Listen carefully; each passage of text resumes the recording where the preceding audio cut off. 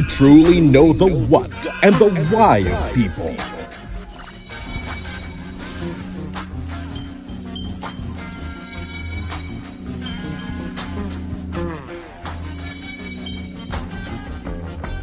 We begin with a who. Diving really deep to profoundly know our audience. Develop actionable intelligence to win them over. Who are we? We are Capstone Intel Corporation. We are a private research and intelligence company. We are communication, data science, marketing, public health, public affairs, and research industry movers. Our mission, the acceleration of Philippine growth and development through the timely collection, analysis, and use of information derived from publicly available and open source data and information. Our vision, to be the country's leading private research and intelligence agency providing high-impact research and actionable intelligence to help businesses, governments, and investors solve problems, find solutions, grow markets and constituents, build reputations, navigate risks, and manage crises. We are highly devoted to the collection and analysis of socio-economic, political, and consumer behavior data and information, converting into breakthrough insights and actionable intelligence. High-impact research, actionable intelligence, direct action, performance audit, audience and sentiment insights, data governance roadmap, command center, campaign management, crisis management, competitive intelligence, market research surveys, panel, face-to-face, focus group, customized social listening,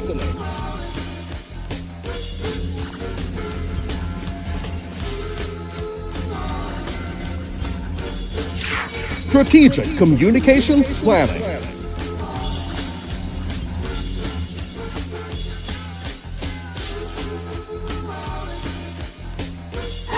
data governance roadmap planning,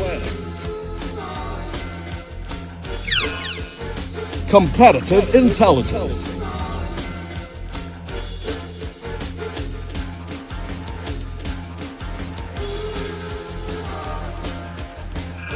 services and direct action, social influence operations,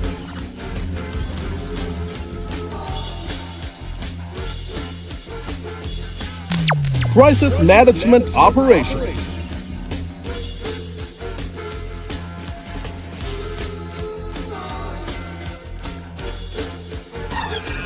brand campaign preparation,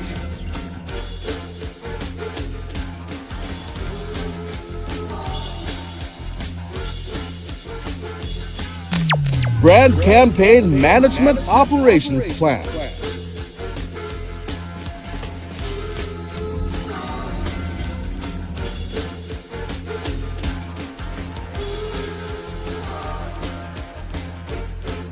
election management plan,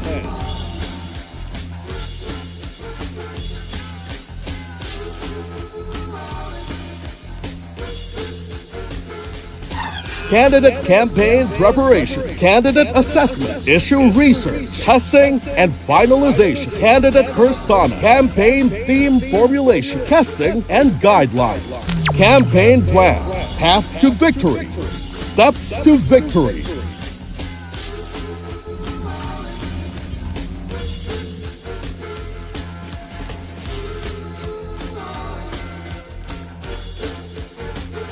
Who are we? We are Capstone Intel Corporation. That's who.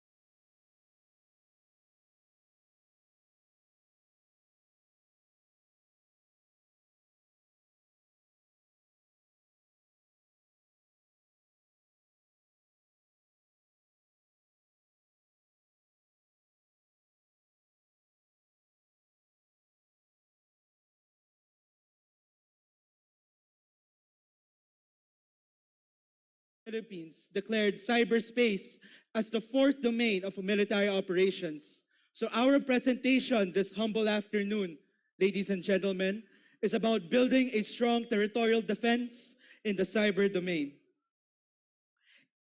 First off, international relations allow nations to cooperate with one another and share information as a way to face global issues that go beyond any particular country or region. So through the submarine cables laid out in the ocean seabed connecting worldwide, countries continue to enhance that cooperation with one another and to maintain stability, as well as the Asia-Pacific submarine cables and the ones laid out for the Philippines. These submarine cables are connected to what we call cable landing stations. In fact, there are now 11 in-service international submarine cable systems, 11, connecting the Philippines, and another 6 trans-Pacific and intra-Asia subsea cables under construction. By 2025, there will be 8 trans-Pacific subsea cables connecting the Philippines to the US, including Guam, Philippines, AAG, CUS, Jupiter, PLCN, CAP1, Bifrost, and TPU, building the position of the Philippines as an international telecommunications hub in the Asia-Pacific region. Currently, there are 2 cable landing stations owned by the government, plus the Luzon Bypass interconnectivity connecting Balero Aurora and San Fernando Cable Landing Station. So for visualization purposes, this is how submarine cables are assembled. And one can see that currently, most of the submarine cables and landing stations are privately owned and have no defense. The telecommunications backbone is actually connected from the cable landing stations to the telco service providers going to the metropolitan areas and cities. These are privately owned and have limited security and defense. Thus, with limited security and limited defense, there come many external and internal threats. So whether you're an individual, a business, or the government, or even the part of the military, we are all connected to Philippine telcos, which are connected to the communication backbone, then to the cable landing stations. These cable landing stations are connected to other countries' cable landing stations through the submarine cables. Right now, parts of our territory are contested, but the data going through these submarine cables are unhampered, therefore creating an atmosphere prone to cyber attack. Those remote areas were not reached by the telcos, and even in metropolitan areas and cities that use VSAT connectivity. This creates a very challenging atmosphere of unhampered communications that are not subjected to any interception or monitoring, thus posing threats to critical information infrastructure in addition to the submarine cable connectivity. So what are these critical infrastructures? Recording in progress. That are subject for priority in the defense of our cyber domain that pose threat to national security, to name a few. For one, next slide. For one, the military systems actually include the missile defense systems, command and control systems, surveillance systems, fixed communications network, tactical data link, C4ISR, air defense management systems, to name a few. As critical are the basic utilities, namely telecommunications, power and energy, water, banking and financial services, transportation, healthcare, government, environment, strategic and public enterprises, and most importantly, the common Filipino, who is very prone to these, who can become helpless victims of various cyber crimes. So, ladies and gentlemen, going back to the submarine cable landing stations, how are we protected? Reports from the Inquirer dated September 14 and 18 this year that from January to August, over 16,000 cyber crimes and 8,000 online scams were recorded according to the PNP Anti-Cybercrime Group. April this year, reported a staggering more than 1.2 million records belonging to law enforcement agencies, including sensitive police employee information that have been compromised in unprecedented massive data breach, which exposed 817 gigabytes of employee and applicant records under multiple state agencies, including the PNP, NBI, and BIR. Exposed records encompass highly sensitive data such as fingerprint scans, birth certificates, TIN numbers, tax filing records, academic transcripts, and even passport copies. Inquirer, just last September 24, 2023, just recently reported that the website and online application of PhilHealth has been attacked, was taken down, and was blocked for more than 24 hours. So what does this do in a nutshell? The Philippines has been hit by the highest number of cyber attacks in Southeast Asia this year, this 2023, estimating 29% of Filipino organizations experiencing an increase in cybersecurity-related incidents of 50% or more, with 51% feeling that they are at high risk from threats of malware, phishing and spear phishing attacks, and password attacks. Ladies and gentlemen, what does this mean for us? We believe that this is an urgent call, that systems need to be revamped for the safety of not only our institutions and our organizations, both public and private, but also for the safety and security of the common Filipino. Thus, the question now is, how are we going to protect all these critical information infrastructures? How are we going to address these challenges? We need to build a strong territorial defense in the cyber domain through capacitating a national cybersecurity operations center towards developing self-reliant capabilities in the following: enhancement of network detection and response, network forensics, securing cable landing stations, setting IP monitoring of undersea cables and fiber optic cables, and VSAT communications monitoring. The Philippines, as the future international telecommunications hub in the Asia-Pacific region, we need to secure the existing cable landing stations, those under construction, and the incoming infrastructure, and we need to act now. In securing the cable landing stations and setting the IP monitoring of undersea cables, we should create and adopt a cybersecurity incident response model that would identify, contain, analyze, eradicate, recover, and learn.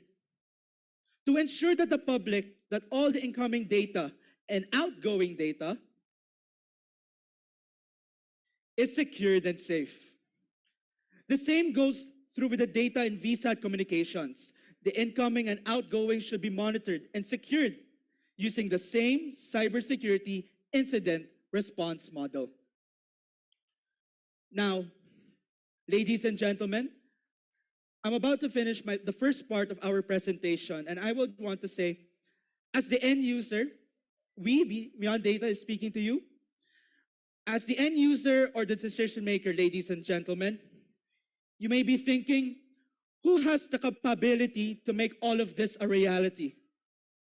Can our vision together be implemented? Who has the capability to actually make this happen? Let me introduce one of our esteemed companies, Vehere. Vehere is a cyber network intelligence company established by statistical analysts and research scientists in India to deliver the most advanced solutions which empower a strong defense and intelligence community and enterprise with actionable intelligence for a safer cyberspace. And to further reinforce our cybersecurity vision, we have the Director of Systems Engineering of Vehere, Mr. Vipul Kumra. Let's give him a round of applause. Okay.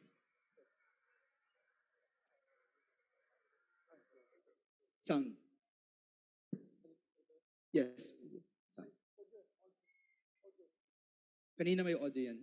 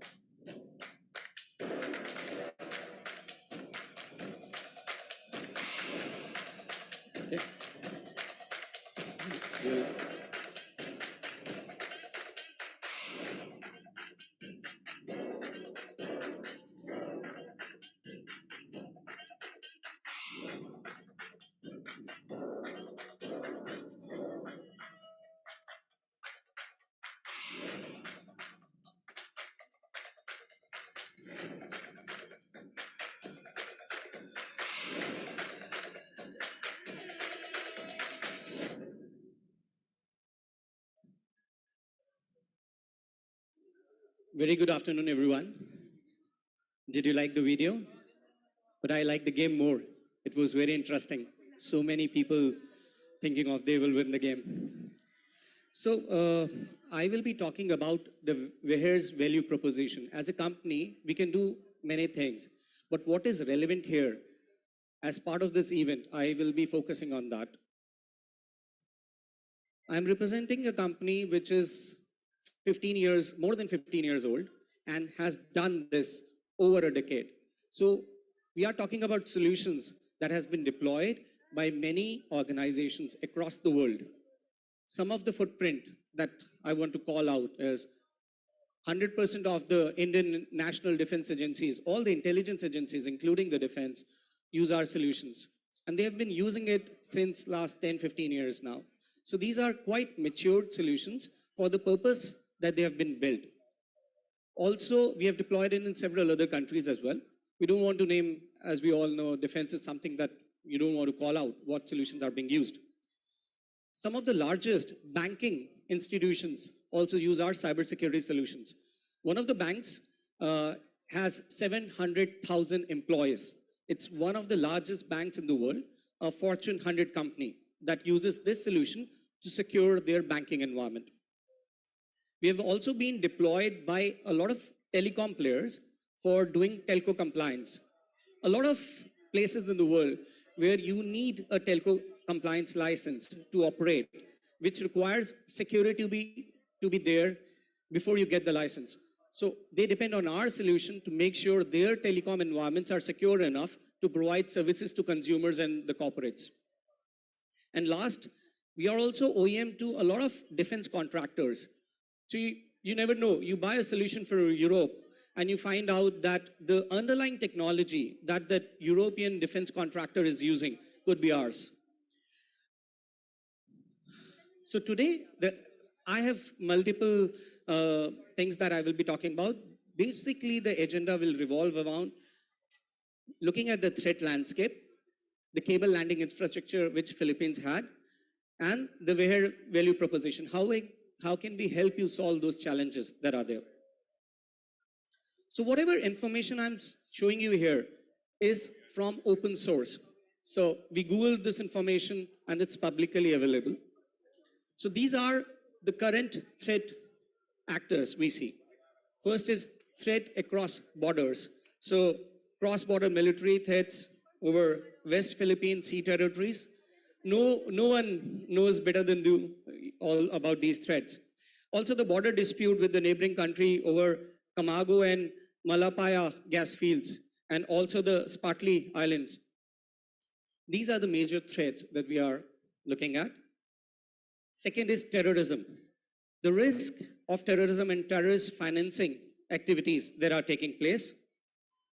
Threat from armed Maoist insurgency groups and the drug smuggling. Also, this is nothing new to Philippines, but it is happening across the globe. that the threats on the cyber side are increasing day by day. As we all connect to internet, more consumers get savvy, and then they start doing financial transactions. The threats are going to rise. The threats are going to rise because that is where the money is.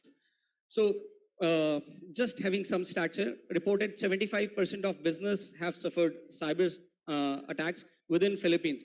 Even yesterday, day before yesterday, I was reading there is a ransomware attack on one of the Philippines company, and there is $300K revenue ransom that they've asked. So we are going to see more and more of such threats as we move forward. So the solution that we are talking about today would take care of all the three threats, primarily detecting national threats from latent groups, detecting cyber threats that we talked about, and state-sponsored threats from neighboring country. So how can we take care of all these threats from one solution? That is what we will be going through in the next few slides. Philippine cable infrastructure, Andrew already talked about it, so I'm not going too much into detail of it. As we already know, there are 11 number of cables. See the total capacity of data that would be flowing through these cables, 100 plus TB of data. That's huge, humongous data that needs to be seen. What is going through that data? Not any solution, not purpose made for such kind of event, cannot look at that kind of huge data that will be going through these cables. Also, there is a scope of adding 8 future cables, as he explained, which will increase the capacity to 240 TB plus. Now that's too much of data to be seen. So you need a solution that is scalable, that can take care of that kind of data and give you insights in real time, and that too actionable data. The cable capacity is going to enhance by 2x. And this is just a start. It will keep growing. Just to give you a flavor of the product that we have, this is the dashboard. Now, there are multiple things you can do with the product. One of them, in this dashboard, this is a dashboard for an analyst who is tracking the national state actors or the threat actors. So, on his dashboard, what he's seeing is the total number of emails that have come. How many of these emails are for a particular threat actor? So let's say we call them subject of interest or entity of interest. So these could be militant groups, these could be mafias, these could be narcotics dealers, this could be any one of your interest who you want to monitor. So this solution allows you to monitor the activities of these groups among those cables. So there are thousands of packets growing every second, but this solution will show you the ones that matter the most about those threat actors. The second thing or the use case about this solution that it can do is network detection and response. So what is network detection and response? In simple layman terms, it's continuous monitoring of all the traffic that is flowing. So you are continuously monitoring all the traffic to see if there are any attacks flowing in that traffic. There are two ways you can look at the attacks. One, which is the known attacks. So we have signatures, rules to detect those kind of attacks. So the moment we see that signature, we know there is an attack happening and we take an action or a response to it. The second way is about to take care of those attacks which are not known, which do not have a signature. So we apply AI, ML, machine learning to detect those kind of attacks. The purpose of an NDR is to monitor every device which is doing the conversation. So know every entity. Look at every conversation that is going through in detail to understand what is normal and what is not normal, what is benign, what is malicious. The system can help you tell.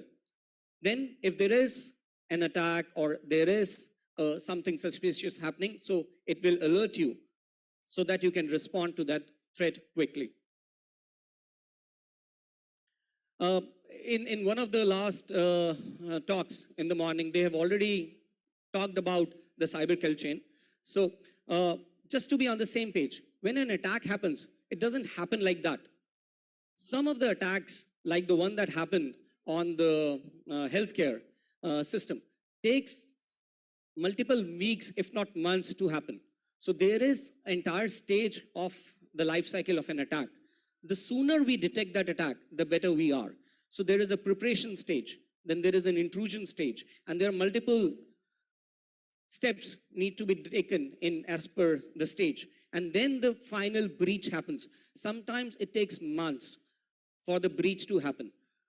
The solution that we are talking about will help you detect that attack at an early stage so that you can take a response action. So the main objectives of the solution is to first give you visibility. We all have a tendency to talk about control, that we should stop something. But tell me, how can you stop something when you don't know it is there? You can only protect what you can see. What you can't see, you can't protect it against. So the first thing we need to have it here is to have complete visibility.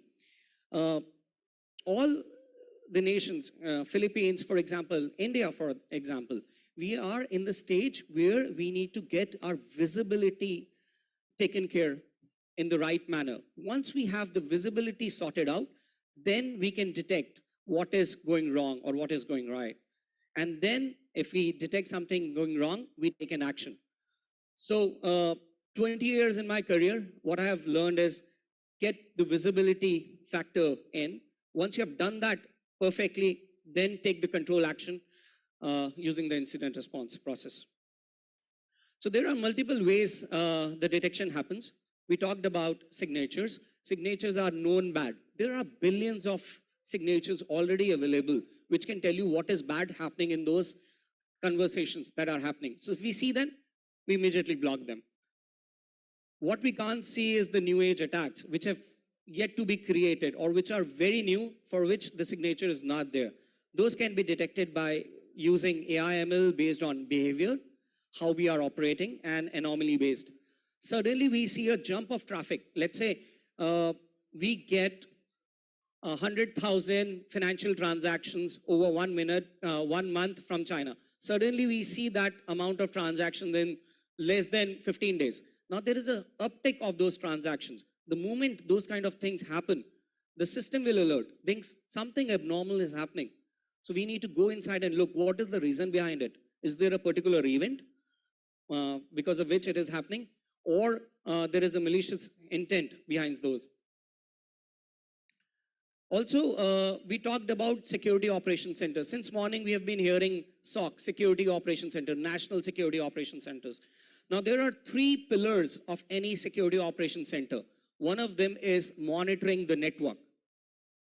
And that's where we play. The second is monitoring every device which is communicating, which is the endpoint. And the third is having a unified pane of glass that looks at everything and gives you in one console what's happening. The single view, it's a single command center. So we play in that network detection and response area. The last use case this platform allows you to do is counterterrorism. So when we talked about the first use case, it was more about people operating from outside the country to inside. Counterterrorism platform is more about national security inside of it. So there are a lot of challenges that the police, internal police gets every day. Some of these challenges are, they do not have the newest of the tools available at their disposal. It takes time to refresh these tools. So sometimes they are working with still legacy tools. A lot of data is getting created, unstructured as well as structured data. So today, if I get to know about a criminal, I am a police officer, I get a case, I need to depend on a lot of tools to understand about that criminal. I may need to go to passport department to get passport data information. I may need to go to police station to get his criminal records. I may need to go to bank to get his financial records in. So I need to touch a lot of things to get information. Telco is a big play. I want to see who he has spoken to in last few days. I want to hear his calls that he will be making now to know about his group. All that is time consuming. It takes a lot of time and a lot of efforts from a police guy to get that information in. Then there is very less visibility due to a lot of things getting encrypted. All the calls on WhatsApp are encrypted now. So how do I get to see what was happening under those encrypted tunnels? So these are some of the challenges that we take care through our solution. So this is the solution that we have, which is called AI orchestration and sensor integration. It's a simple solution that allows you to integrate all different sources of information that are there, be it passport, be it jail records, be it criminal data, first information reports, any data, your social security number. All the databases can be hooked to a single platform where the person who requires that information can go in, search, and he will get all the information that used to take months, weeks together, now on a click.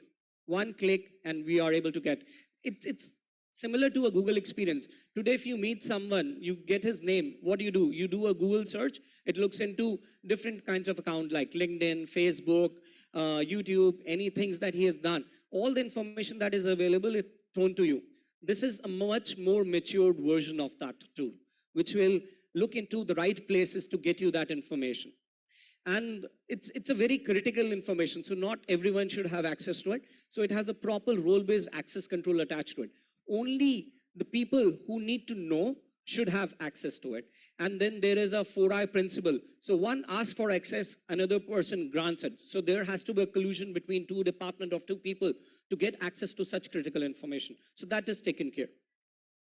The same solution shown in a different way. So all the data from different agencies flow into the solution. The middle part is the solution that does all AI, ML. It converts the unstructured data into structured data so that it becomes searchable. And it puts that into a large database that can be maintained over years. And on the right, you see a lot of ways you can search the data. It could be through biometric, voice prints, passport information, could be just name, email address, phone number, telco records. So many things you can use to search from that data. On the right, this is next-gen stack that we are talking about, that we have built over a period of time. On the left is what is generally available with the police. So it's a legacy solution that they work. Do not give them what the information they need at the click. On the right, what we are talking about, we have put all the new age features and we have built it over a decade. So it can take data from any source, any API, any database query, any flat file, any particular document type like PDF. It can ingest anything, then gives you deep visibility. It extracts all the information elements out of those data types so that they become searchable. And then it applies AI ML on top of it to give you analytics. So it can even tell you that, okay, this user looks to be a suspect because he's doing the same thing that the actual suspect is doing. So it can simulate and give you information about the potential threat actors as well. Then we have a fusion analytics system built on top of it, which can be exposed to different agencies depending on the requirements that they have. So multiple agencies can hook into the same system and leverage it. It can be a national command center for the agency. Because of the way we have created, you get twice the amount of intelligence because of using the rule engine, the signature-based and AI/ML. We have a fusion command center which can be used by different agencies to gather information on need-to-know basis. And you have a 360-degree view of adversary because we look at every potential information source where his information can be present. And what we have learned after COVID is that you need to be self-reliant in running these kind of systems. What happened? For that 1 year, nobody could take help from even our own internal resources, let alone we are talking about foreign nationals or coming to support us. So what we have tried building with this product now is giving you enablement so that you can yourself deploy it, maintain it, and then if required tomorrow, extend the solution. So you don't need to depend. Our professional services will not come and do it for you. We will train you so that you yourself deploy the solution in your environment and you are able to sustain it. If tomorrow any such thing happens where our resources are not available, you are self-reliant to be able to take care of the solution. Some of the features, I'll not go in detail into any of these features. there are tons of them. You can visit our booth, Beyond Data booth, and we can show you the product in action. We can do a demo for you as well. Whether it's doing link analysis, locating the user information through lat long available, all those things are available with the system. And we can talk about any specific use cases that you may have in your mind, which you would like to understand whether our solution get delivered or not. We would be happy to discuss those. A few things that makes us apart. First, it's a COTS-based hardware. So we are not doing a vendor lock-in. We are not giving you any customized hardware that you need to depend on. You can buy your own hardware from any OEM across the world. We will tell you what kind of RAM, what kind of CPU sizing is required. You can buy it from Dell, you can buy it from HP, you can buy it from any other vendor, which you have a good relation. So you're not dependent on the hardware. It's hardware neutral infrastructure. And then we have, even on the software part, we have made it open so that it can integrate with all the different sources that you may have. And I've already talked about knowledge training. That is now the basic of oral implementation. To sum it up, these are some of the solutions where we have a play. Starting from the down, on the left you see it's more from the defense sector, and the right is more for the enterprises. So we have a telco compliance, which is also lawful interception. So if you want to intercept a call, you have the warrant in place. You can intercept any suspect's call. You can do a live listen to that call.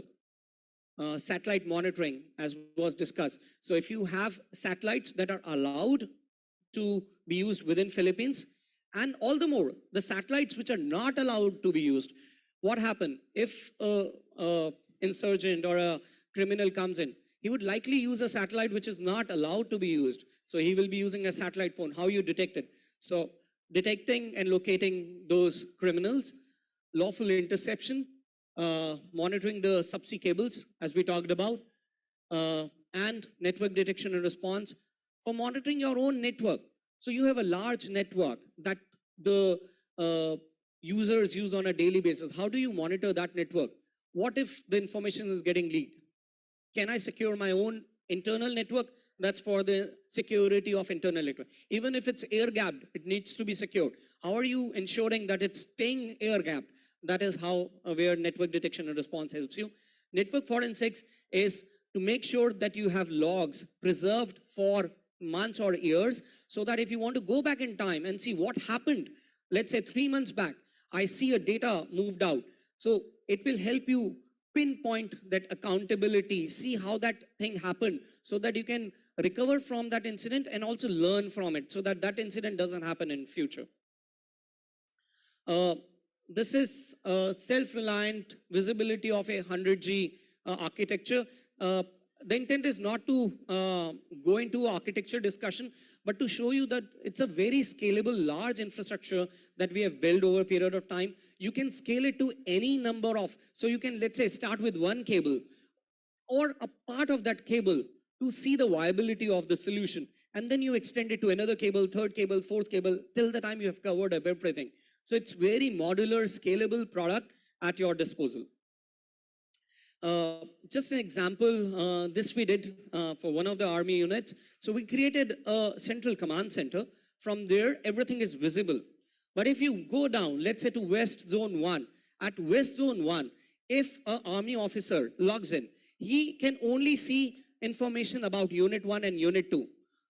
And for his West Zone, he will not be able to see for other zones.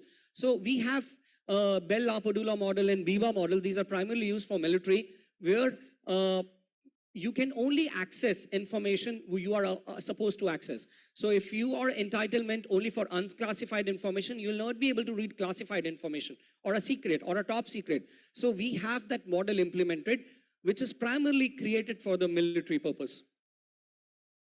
And this is something which is open. We can change this as per your requirement. Let's say you do not have 4 command centers. You have 6 or you have 2. So the solution can be deployed according to that. And we can build more hierarchies within. Now I'll show you some of the dashboards that we have. So this is a sample dashboard which shows you what's happening. This one is geofencing. So I can say, okay, I'm not interested in everything, but I'm just interested in a part of my own area. Or it could be outside the borders or near the borders. It could be within the country. But I want to see all the conversations that are happening here. Or I want to see which all criminals or targets that I want to monitor are present in there. How many activations are happening here. It can also be used for police functions. So a particular area, let's say there was a bomb threat. I want to see in last 1 week which all SIMs got activated here. So I geofence that area and I say, okay, show me all the activations that happen in that area. This one is link analysis. So let's say you got hold of one criminal. You want to see who all he spoke to, who he's connected with, and that's level 1. Then let's say he spoke to 3 people, and you want to see to whom these 3 people spoke to.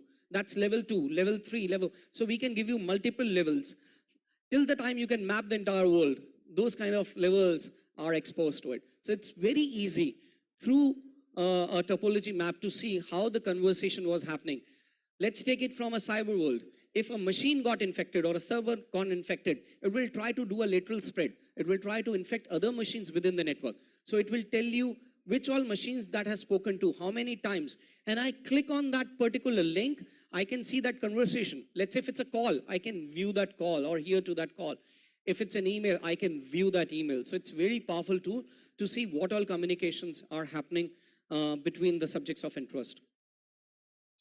ETL is extract, transform, and load. This allows us to integrate with any platform that you have deployed. You may have given work to different OEMs, to different agencies, for a police department, for a passport, for your gas agency, for your transport. There will be different applications. They will be built on different principles, different languages. This allows us to bring all that together into one single platform. The data grid allows you to look into every conversation that is happening. You can do mass monitoring through this, where all the conversations that have happened are available to you. These are some of the offices where we are present, and thank you for your time. Thank you.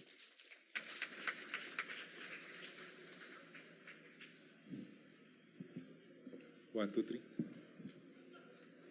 Thank you very much, sir. Please stay on the stage. And may we call also Mr. Adrian Romero, sir? Please proceed upstage, sir. As the plaque of appreciation will be handed over to you by the commander of the CIS Service Armed Forces of the Philippines. And sir, please do the honor to read the citation of the plaque of appreciation. Yes, plaque of appreciation is hereby given to Mr. Adrian Romero and Mr. Vipul Kurma in grateful recognition in their valuable participation during the Afp Cybersecurity Summit 2023 as a subject matter expert on the building territorial defense in cybersecurity domain. Given this 27th day of September 2023 at AFP COC, Camp General Emilio Aguinaldo, Quezon City. Signed, Marcos Y. Imperio, Commodore, Philippine Navy, Commander of CIS Service, AFP. And in the same manner, the plaque of appreciation is presented to Mr. Bipo Kumra.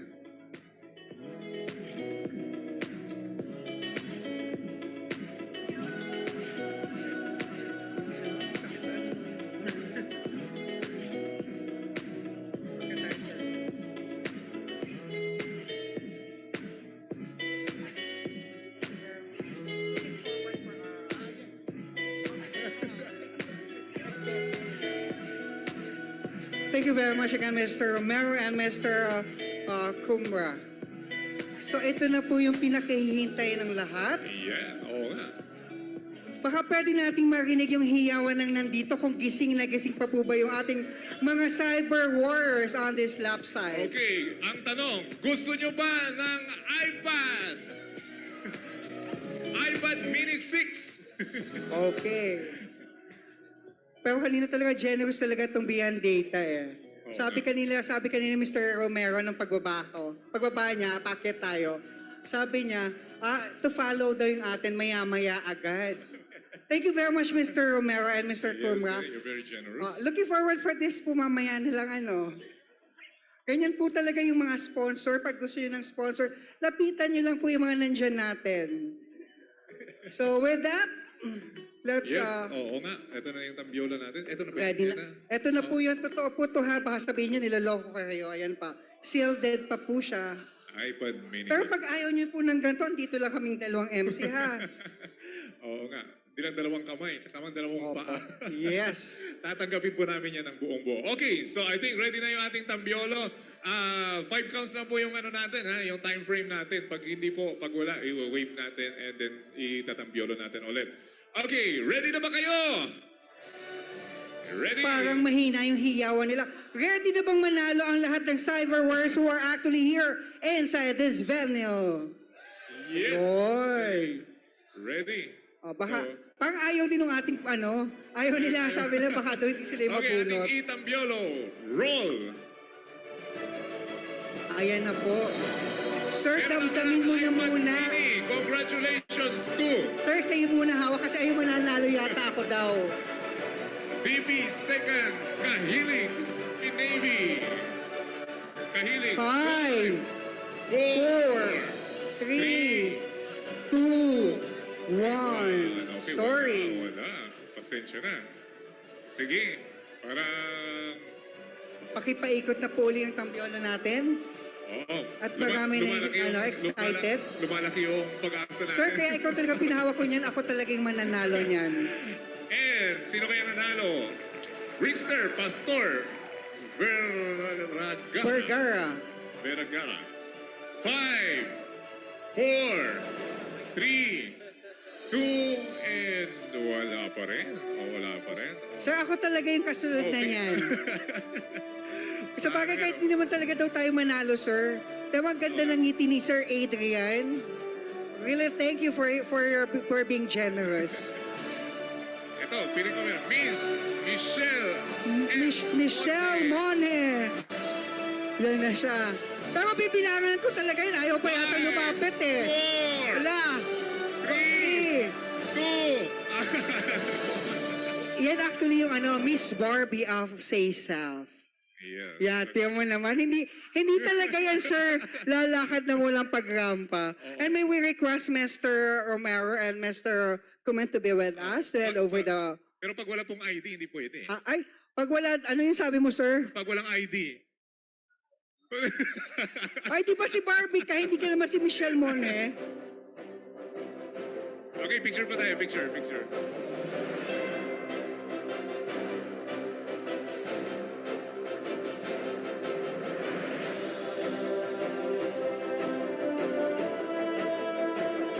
Okay, congratulations and thank you very much po, sir. Sir, ang bait talaga ng atin nung sorry pe. Mabait talaga ho tong natin, sponsor. Sabi niya, Yes. mamaya lang kayo, okay na. Thank you very much, Thank Mr. you. Romero. Para ating winner at ating sponsor. Thank you very much sa ating iPad mini na napatulonan ni Miss Monte.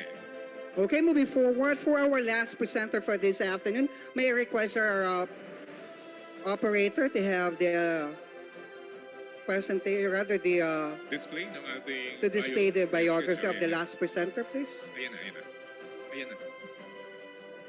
So it's my pleasure to introduce that our last presenter for this afternoon has been a computer and communication security consultant for over 46 years. He has worked as a consultant to defense, federal agencies, financial institutions, communication companies, utility companies, and more. He has now become a gray hat and has been evangelizing to governments, financial organizations, and countries around the world on how to protect themselves against hackers and those wishing to do harm or exploit data and information.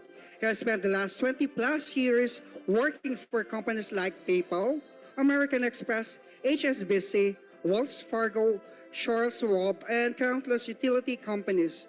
He uses all he has experienced and learned and is now and doing good with it. His principal goal now is to bring awareness to companies and governments on what the risks really are and not what is just heard about in the news. Once asked why he is B2 as his nickname, his answer is, like the stealth bomber, you will never see or hear me until it is too late. Yes. Our last presenter to tackle about cloud security, no other than Mr. Brian B2 Borisovich. That's okay. Magana Makpan. Hello, everybody. Ta-da. So for 2 days, you've been hearing about hackers. Today, you're going to hear from a hacker. Okay? I always enjoy all these seminars. If you noticed, I sat in front through both days because I like to hear what's being said. So a little bit about me. I am the CISO at Continent 8 currently. I've been doing this for 51 years. I started in computers in 1972, and I actually started hacking computers in 1973. And of course, you know what happens once you're a hacker, there's 2 directions you can go. I was with 3-letter agencies in the United States for about 40 years. So you can pretty much figure out that the majority of my entire career has been with intelligence services. I was a black hat, so as part of this track, I was 30 years as a hacker, as an operative underneath the guise of the agencies. And then I do special weapons tactics training. And most of all, I am a buko and saging farmer in Mindoro. So, I am Filipino by naturalization. I am married to a Filipina, and I really do own a farm in Mindoro. So one of the questions I get asked is, what is it like to be a security consultant, and how does it happen? So the first thing is, you become a security expert, you become a security analyst, you become a wannabe hacker, okay? You then become the chief security officer of the company, and after 20 years, you can be a highly paid security consultant. Or you can take the path like I took, which is you're a hacker, which makes you a criminal, which then turns you into a convict, and after 2 years, you become a highly paid security consultant, or 14 months with good behavior. So what are we actually talking about? Now, we'll get to the cloud, but I want to make everybody understand first what it means to have all these threats. We are in a cyber warfare battlefield. There's an adversary across the water from us that's, not only messing with our boats and messing with our borders, but they're also focusing a lot of effort on our infrastructure and on our cyber. And I think we all know who I'm talking about, okay? So what is it that we look to do that as a threat actor? Well, we want to undermine the information. We want to cause confusion. Maybe make something happen with orders, change orders. Imagine on a battlefield, if your orders are changed and you thought it was coming from GHQ, and all of a sudden you're doing something and it was an intercepted message and changed. The other one is to sow confusion among the military. This is a very big problem. As I say, I consult to agencies all over the world, and let me tell you, this is a very common problem. It's not just a commercial enterprise problem. So who are the hackers?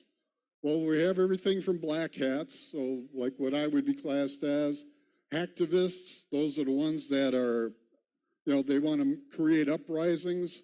And then you have the script kiddies and ransomware attackers and cyber criminals and that type of thing. But there is one thing I want to make sure everybody understands. Once you're the target, I don't care what product you have, I don't care what organization you have. If I want it, I'm getting it. It's that simple. All you can do is detect, prepare, and respond. That's it. If the bad actor wants you, they own you. I know that's probably not what you want to hear, but it is the reality. You hear a lot about AI. So AI is now, of course, big. So by the way, AI goes back to 1956. It's nothing new. It's just new because ChatGPT made it kind of public. But if you want to talk about capabilities in AI, China outweighs everybody. And that goes back to 1921 to 2021 with the Wadao 2.0 system. These are measured in billions of parameters that can be put into this engine. Look where ChatGPT and the rest of them sit. And if you notice in the upper right corner, that little dot is getting bigger. And who owns that dot? China. Okay? So what are those what am I talking about? That means, so if you've ever heard of the term APT, it's an advanced persistent threat. Advanced persistent threat is an organizational label given to a hacker group. And in this case, like 42 and 41 and all of these, so they have a number associated with them. Behind those numbers, for instance, in China, they have 10,000 people that we know of that are assigned to this group. 10,000 hackers, 16 hours a day, 12 hours a day, doing nothing but hacking on a team of 10,000. That's just what we know of. We suspect it's a lot bigger than that. And then, of course, there's the push button attacks. You know, you hear things. I love the one presenter this morning that talked about needle in the haystack.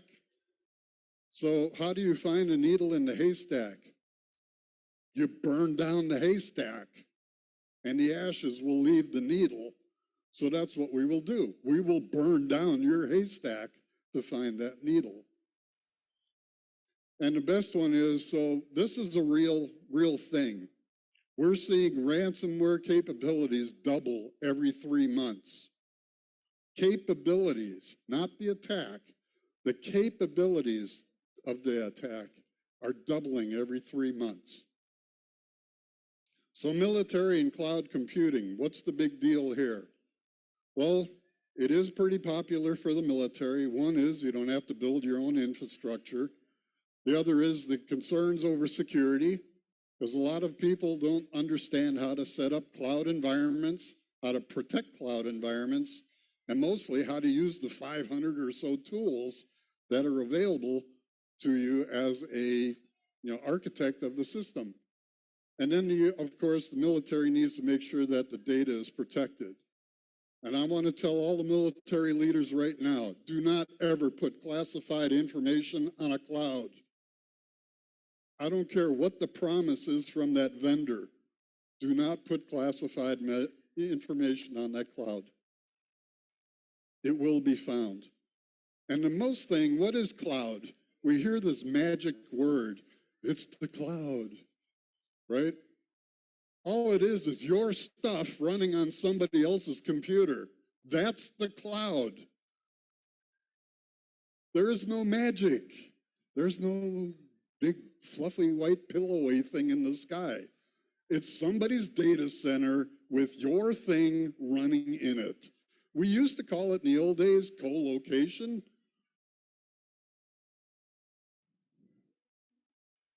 So what's the promise of cloud? It's scalable, it's fast, it's metered, it's easy to use, it's the oyster of your life. Okay, the reality is it has compounded issues. It has typically not a fast way to deploy effectively or efficiently. The metered usage you're now finding out costs you almost 1.5 times what it used to cost your on-premise system. You're now paying 1.5 times the amount of money that you thought you were going to save by going to the cloud.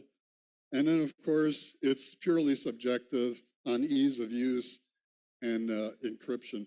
And once encryption and obfuscation is introduced, you lose because that's also additional charge. So what does it mean to have a cloud? Well, on-premise, everything you own. From this point over, you don't own anything anymore. Where's your data? It's on somebody else's machine, right? It's somebody else's custody. You no longer own your data. That's why I say, please don't ever put classified information on a cloud system, especially a public cloud system. Azure, Amazon, Google, all of them out there. Oracle, there's so many of them out there. All of these are seen as vectors to a hacker. So what this is you have the cloud provider's hardware, they put an operating system on it, they put a hypervisor, and then this is what you buy. Okay? Each one of these lines is a vector that I can get into as a hacker. So it's your job to make sure you can't get into those border lines. Look how many opportunities there are to get into your environment. You know, and like I say, you can have protected zones, you can have unprotected zones. What about if the cloud provider says, well, we have all these the certificates. Who cares? I don't care how certified you are. Is your environment protected? The operational risks, again, you're no longer in control of your data. And this is the big thing I want to get across. You don't own your data anymore. Think about this. You put payroll, human resource records into the cloud because you want to save some money on-premise. Or you put battle plans into the cloud. You say, oh, but they're encrypted. Well, somebody has the encryption key, and it's probably on somebody's laptop or in a spreadsheet. We'll find it. This one should scare the death out of everybody in this room. This is current. This is as of last month. All the protections you put into place are bypassed because 74% of those people that were canvassed said they would bypass security if it meant to get their job done. 7 out of 10 people are willing to bypass security to get to their job. So you put all the protections in place, and here I come with the lockpick and start taking your world apart. So how do hackers see you? This is one I used to really love saying to the U.S. military, you're a high-value target. U.S. military isn't a high-value target anymore. They have sophisticated defenses. Can I offset your GPS on a ship? How much do you rely on your smart weapons? There's a reason smart weapons aren't on a Ukraine battlefield. Want to take a guess why? Because Russia's got this massive truck that interferes with GPS signals, and it'll offset the delivery of the weapon. So now you got to rely on the old, iron bomb. And then, of course, geopolitical implications. Some of the high value, of course, are the military systems because why? They have classified information. If there's any connection by any system from the AFP, Army, Navy, Coast Guard, all, if you have a connection to the internet, there's a pathway for me to get in.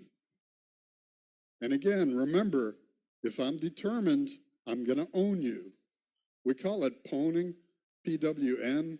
That's the hacker buzzword, PWN. So if we pwn you, we own you. And then, of course, military infrastructure, getting to vessels, getting to targeting systems, getting mostly to like the J's and the A's and all the 6 groups. So that's where the hackers have their interest, is get into the 6 groups. Because why? That's intelligence. That's where it sits. And then, of course, theft of military secrets and technologies. That's not too much from the military. That's from the supplier to the military. Why does the Chinese stealth jet look just like the F-23?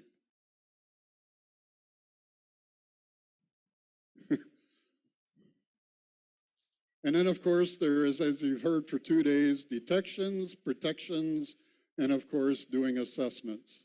Assessments is the key.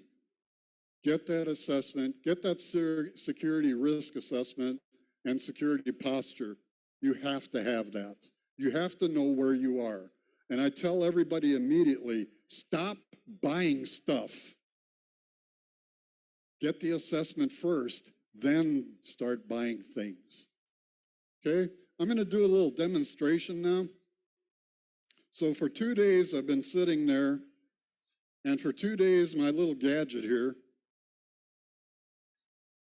has been hacking your phones, your iPads, your computers, okay? And you can see it's live. And we'll talk about how this is used. So I'll let you read for a second. Yep, too late. So turning it off now isn't going to help you. So this is how easy it is to ruin your day. And you've heard this term about man in the middle. I'm going to actually show you man in the middle and what we can do. So here you are, you got your phone, you're connected up to 3G, 4G, 5G, you're getting your GPS input, you're also hooked up to the Wi-Fi, and the Wi-Fi is just broadcasting away everything that it needs, okay? So I become the guy in the middle, okay? How do I do that? And if I can't get to your Wi-Fi, I'll get to your Bluetooth, because everybody just about has Bluetooth turned on. And by the way, Bluetooth still is alive even if you go in airplane mode. That only turns off cellular and Wi-Fi. So what if I tack both at the same time? Okay? And again, I'll show you how this is done. So let's do this. Let me show you some of the toys that us guys have.